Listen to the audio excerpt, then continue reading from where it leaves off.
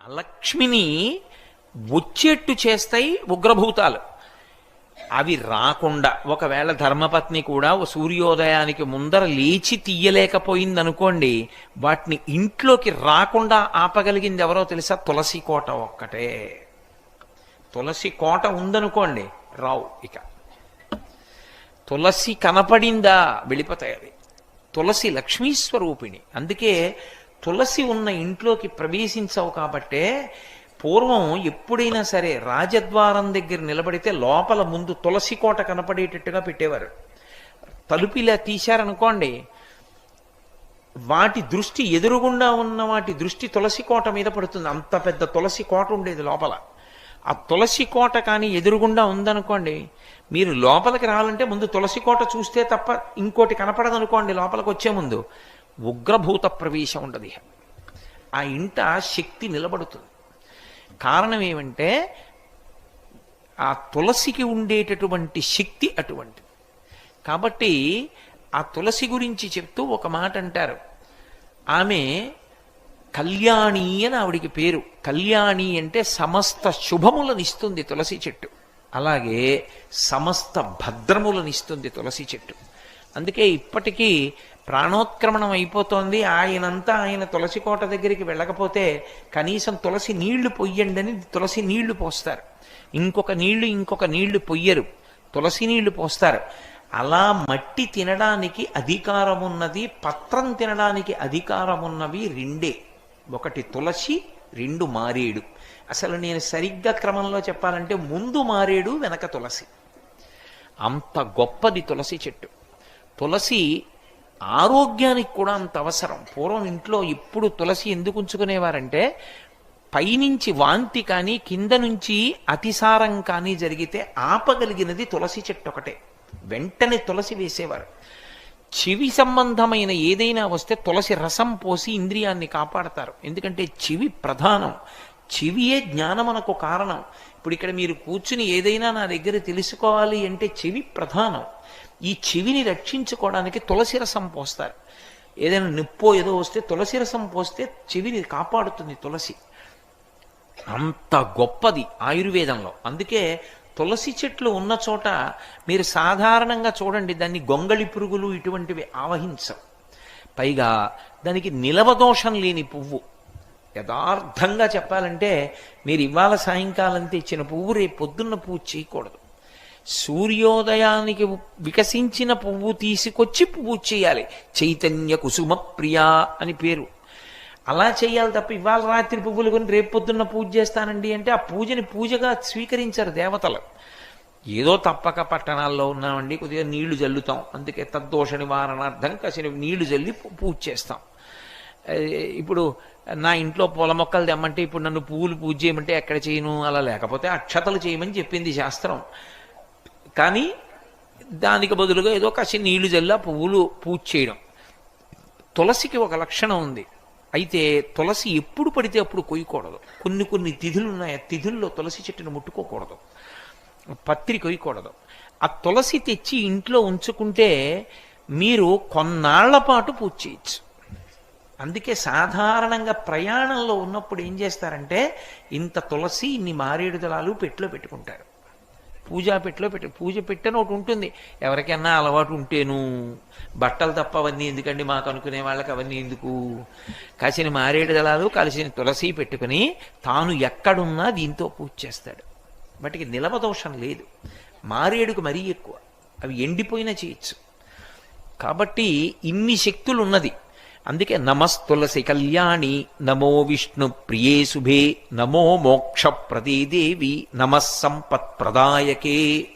ఈ శ్లోకం చెప్పి నీళ్లు పొయ్యాలి తులసి కోటలో. ఎందుకు పోస్తారు అంటే తులసి ఒక్క దాంట్లో తులసి కోటలో నీళ్లు పోశారండి అంటారు. ఇళ్లల్లో చూడండి. అలా అనడానికి కారణం ఏమిటో తెలుసా?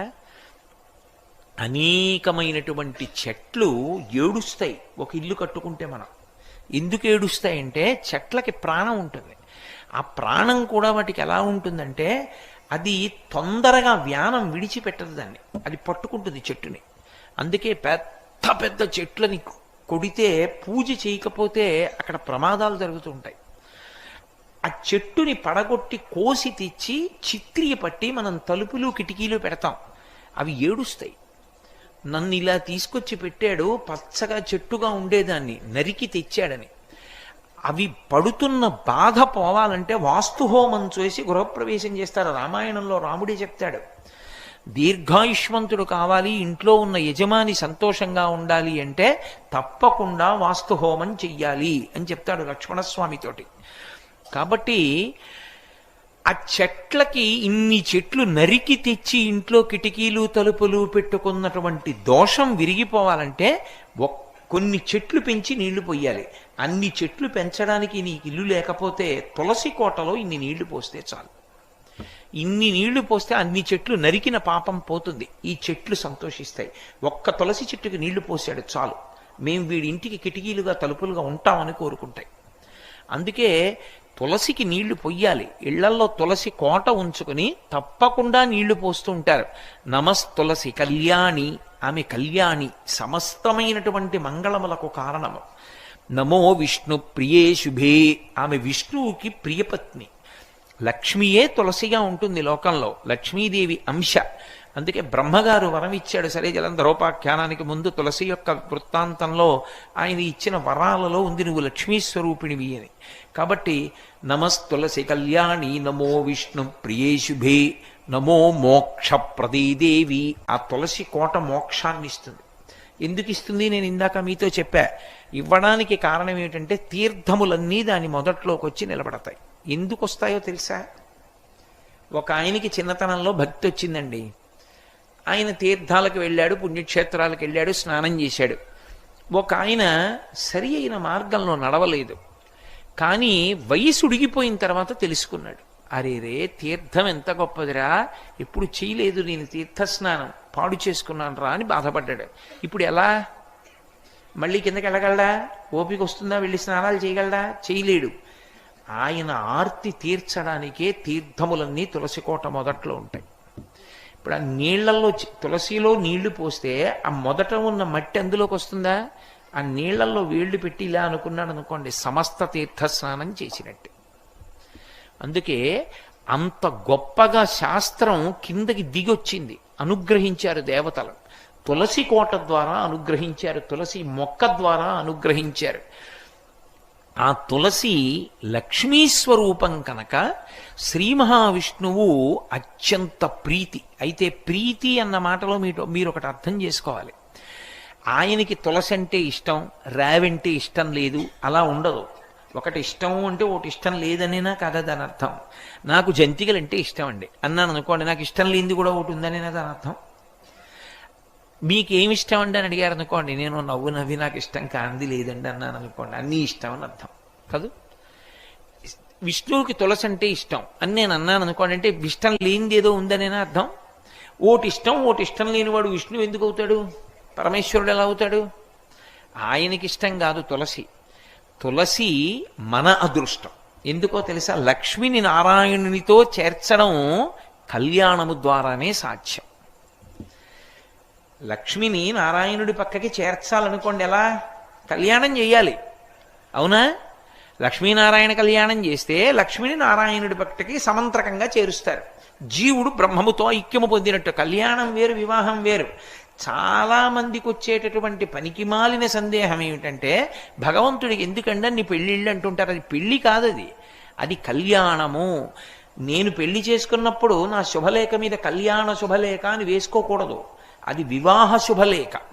నేను ఎత్తుకున్నది వివాహము. వివాహము అంటే విశిష్టమైనటువంటి పరమేశ్వరుణ్ణి పొందడానికి నేను ఆశ్రమం మారాను, బ్రహ్మచర్యం నుంచి గృహస్థాశ్రమంలోకి వెడుతున్నాను. అందుకని అది వివాహం. పరమేశ్వరుడిది వివాహం కాదు, కళ్యాణం. కళ్యాణం కాబట్టే అమ్మవారి వైపు నుంచి చెప్పాలి తప్ప అయ్యవారి వైపు నుంచి చెప్పకూడదు కళ్యాణాన్ని. ఎప్పుడు రామ కళ్యాణం చేస్తున్నామండి అనరు, సీతా కళ్యాణం చేస్తున్నామంటారు. అందుకే అమ్మవారితో ఉన్న స్వామిని ఉపాసన చేయాలి. జీవబ్రహ్మైక్య సిద్ధికి అమ్మవారు లేకపోతే కళ్యాణం ఎలా చేస్తారు నాకు చెప్పండి? ఎలా కుదురుతుంది కళ్యాణం చేయడం? కుదరదు, కళ్యాణం చేయలేరు మీరు.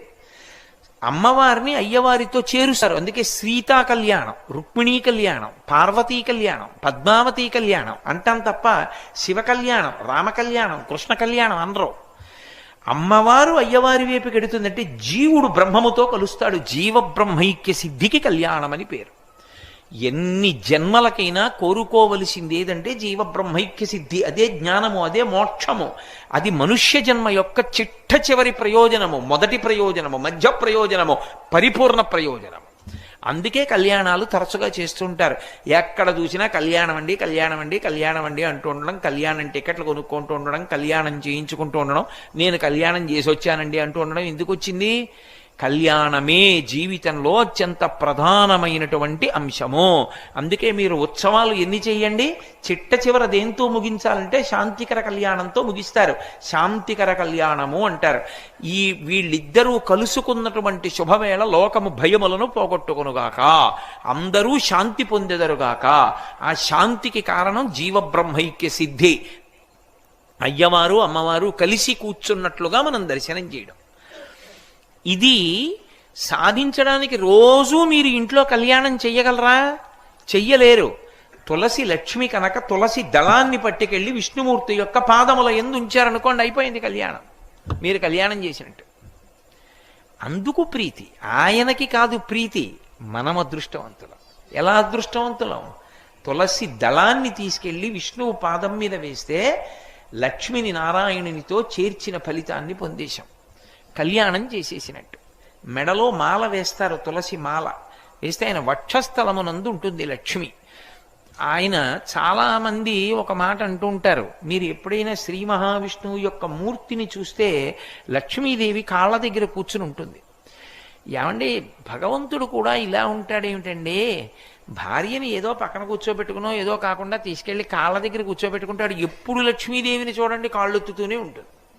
ఏంటంటే అలా మొగుడు కాళ్ళు పడుతూనే ఉండాలా భార్యలంటే అంటారు. మీరు జాగ్రత్తగా అర్థం చేసుకోండి, విష్ణువు ఎప్పుడూ లక్ష్మీదేవిని నా కాళ్ళు పట్టు అని అడగలేదు. ఆమె పడుతుంది కాళ్ళు. కాళ్ళు పట్టడం అన్న మాటకు అర్థం ఏంటంటే ఆయన ఎటు వెడతాడో ఆమె అటు వెడుతుంది. అటు వెడుతుంది కాబట్టి, తనని అనువర్తించింది కాబట్టి, ఆమెకి ఆయన అంటే అంత ప్రీతి కాబట్టి ఇప్పుడు విష్ణువు ఎక్కడ పెట్టుకున్నాడు? ఆవిడ్ని గుండెల్లో పెట్టుకున్నాడు. లక్ష్మీం క్షీరసముద్రరాజతనయాం శ్రీరంగధామేశ్వరీం. ఆమె శ్రీరంగనాథుని యొక్క హృదయ భాగమునకు చేరింది, గుండెల్లోకి చేరింది. ఎందుకు? పాదాల దగ్గర కూర్చుంది కాబట్టి, అనువర్తించింది కాబట్టి.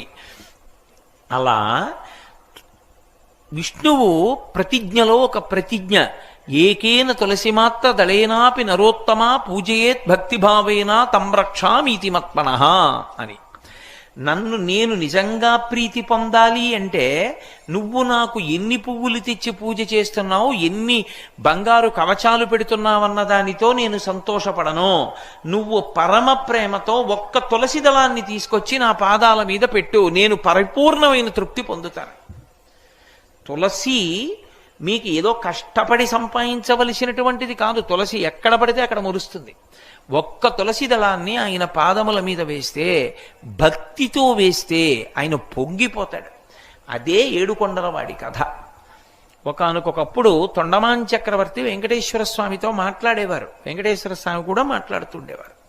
మీరు నన్ను నమ్మగలిగితే నేను మీతో ఒక సత్యం చెప్తా. వెంకటేశ్వర స్వామి ఇప్పటికీ వింటారన్నీ. అన్నీ తెలుసు ఆయనకి, అన్నీ తెలుసు. ఎవరిని కొండ మీదకి రానివ్వాలో తెలుసు, ఎవరిని రానివ్వకూడదో తెలుసు. ఎవరు తనకి పరమభక్తుడో తెలుసు, ఎవరు భక్తుడు కాడో తెలుసు. నేను మీకు ఇంకా సత్యం చెప్పాలంటే, ఆయనకి అభిషేకం చేసి స్నానం చేశాక ఇప్పటికీ చెమట పడుతుంది. ఆ చెమట తుడుస్తారు బట్టతోటి. ఆ తుడిచిన బట్ట వాసన చూస్తే సువాసనలు వస్తాయి. మొన్ననే నేను వెంకటాచలం వెళ్ళినప్పుడు ఆయన ఒళ్ళు తుడిచిన బట్ట కళ్ళజోడు తీసేయమని నా కళ్ళ మీద పెట్టారు. పెడితే నాకు 1.5 గంటల సేపు చల్లతనం వదలలేదు కళ్ళని పట్టుకుని. అంత సువాసనలు వస్తుంది. దివ్యమూర్తి.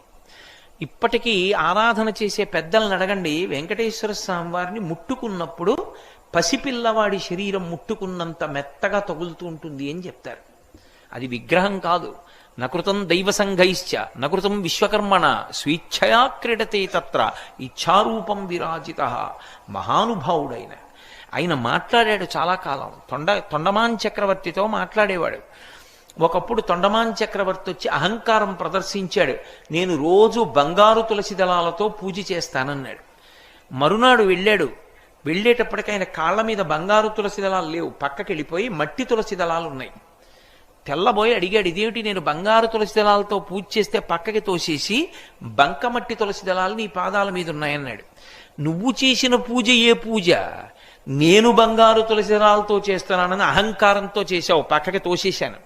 అంటే మరి బంకమట్టితో ఎవరు చేశారన్నాడు. పరమభక్తుడు ఒకడు ఉన్నాడు నాకు, వాడు చేశాడు, అది పుచ్చుకున్నానన్నాడు. ఎవరు వాడు, ఎక్కడున్నాడని అడిగారు. నీ రాజ్యంలోనే ఉన్నాడు, భీముడు అని చెప్పి కుమ్మరివాడు, వెళ్ళి చూడన్నాడు. వెళ్ళాడు తొండమాన్ చక్రవర్తి. వెళ్ళేటప్పటికి ఆయన కుండలు చేసుకుంటున్నాడు. కొయ్య వెంకటేశ్వర స్వామి మూర్తిని పెట్టి మట్టి తయారు చేసేటప్పుడు కుండ మొట్టమొదటిది చేయగానే విరిగిపోతుంది. దాంతో బంకమట్టి తులసిదళం చేసి ఆయన పాదముల మీద పెట్టేవాడు. స్వామి ఉన్నాడు అని నమ్ముకునేవాడు.